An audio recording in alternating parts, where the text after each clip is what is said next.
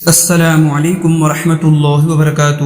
دوستو، بہت اہم اور بہت بڑی خبر میں آپ کے سامنے لے کر حاضر ہو چکے ہیں کہ نئی دہلی پریس ریلیز جمعیت علماء ہند کے صدر مولانا محمود اسد مدنی نے وزیر داخلہ حکومت ہند مت شاہ اور مہاراشٹرا کے وزیر اعلیٰ یکناتھ شندے کو خط لکھ کر احمد نگر کے رام گیری مہاراج کے ذریعے حضرت محمد صلی اللہ علیہ وسلم کے خلاف دیے گئے قابل اعتراض اور اشتعال انگیز بیانات کے سخت الفاظ میں مذمت کی ہے اور مذکورہ شخص کے خلاف فوری کارروائی کا مطالبہ کیا ہے۔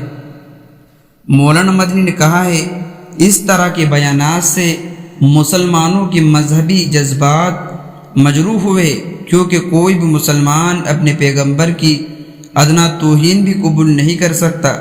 یہ امر حیرت کا باعث ہے۔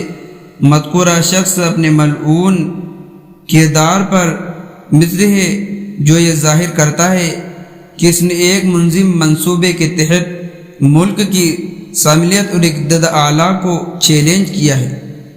مولانا مدنی نے مطالبہ کیا کہ خاطی کو انصاف کے کٹہرے میں لایا جائے۔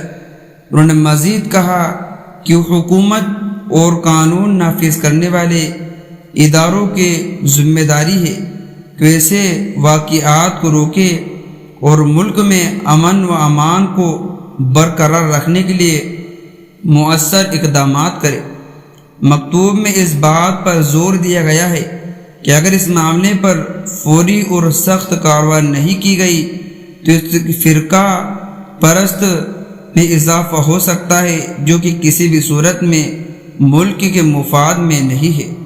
تو دوستو، یہ تھا مولانا مدنی کا وہ سخت بیان جو انہوں نے دیا ہے کہ آپ صلی اللہ علیہ وسلم کے حق میں انہوں نے جو الفاظ کہے۔